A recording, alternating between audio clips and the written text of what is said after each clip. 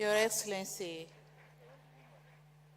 President William Ruto, President of the Republic of Kenya and Chair of the African Committee of Heads of State and Government on Climate Change,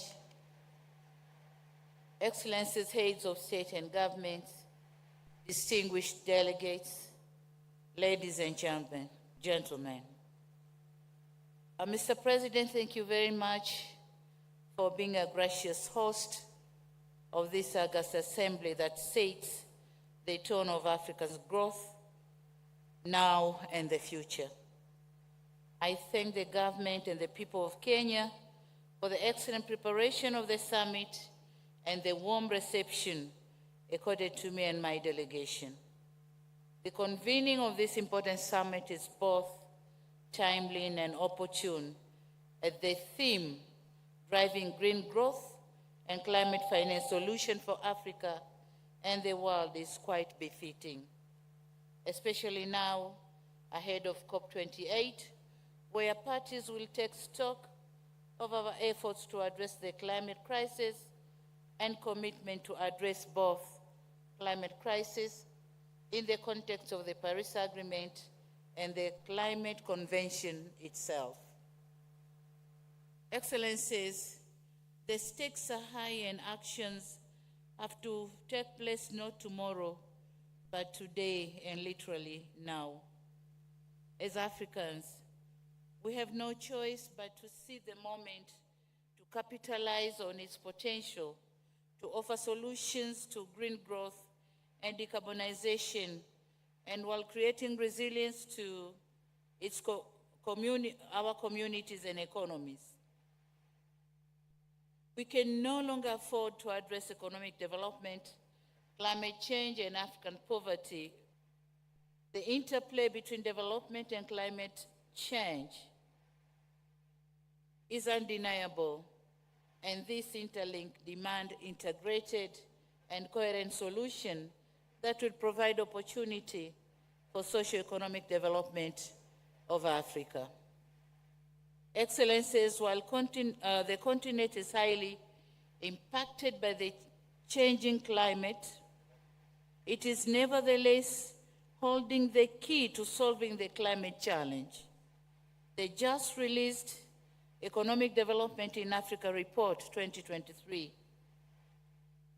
shows the potential of Africa to capture technology-intensive global supply chains, and it said it all about development of Africa with climate change.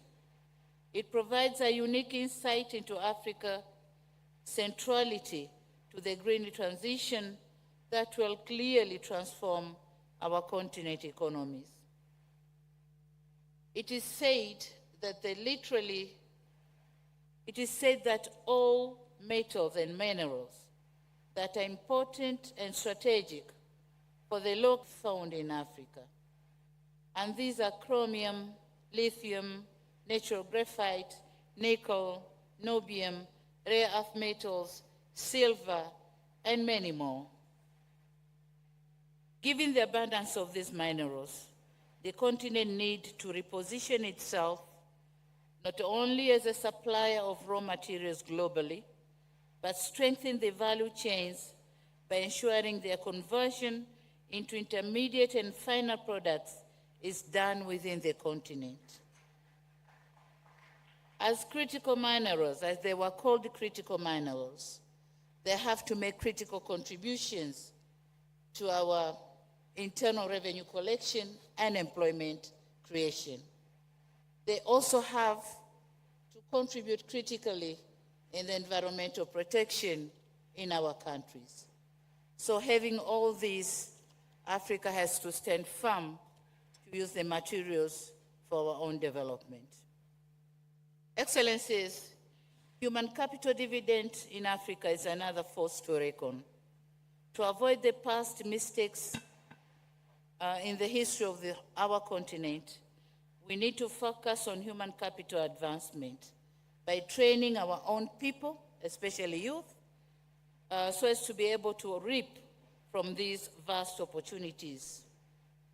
We need to consider the climate crisis as an opportunity to address the youth unemployment challenges. Excellencies, beyond the African potentials, we have potentials in our individual countries. My country, Tanzania, is leading the way by demonstrating strong momentum in driving the green growth. 1% of our energy is from hydro and natural gas. We are also leading in nature conservation with almost 38% of our landmass under conservation in various regimes. We are also committed in nurturing the ecosystems that hold the promise of creating thousands of new jobs and unlimited national economic and global benefits. Talking on the offering of critical mineral to the world, Tanzania has huge deposits of some of these critical minerals needed today. Helium is present around Lake Rukwa Basin, nickel deposit around Lake Victoria, graphite reserves at the southern eastern part of the country. And we also accommodate other deposits, critical minerals, including copper and lithium, as well as rare elements. Despite of the above scenario, we, however, need to face the fact that Tanzania, and indeed the whole of African continent, still faces unprecedented impacts of climate change with limited capacity to finance the mitigation and adaptation needs. And thus, as we head towards COP28, we have to raise an African voice on the establishment and capitalization of a special fund for Africa. The contribution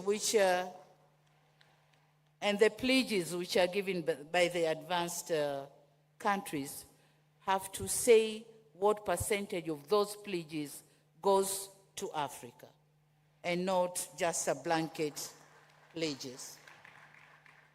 As I conclude, and as you are all aware, Tanzania is hosting the AGRF Food and Agriculture Summit this same week. The presidential summit is on 7th of September, a day after tomorrow. I therefore wish to use this opportunity to once again invite you to Tanzania, and I'll personally be there to welcome you all. Once again, I congratulate you, Mr. President Ruto, for organizing such a successful event, and I look forward to seeing you all in Dar es Salaam. I thank you very much for your attention. Thank you very much, Your Excellency. Another round of applause for President Samia Suluhu Hassan.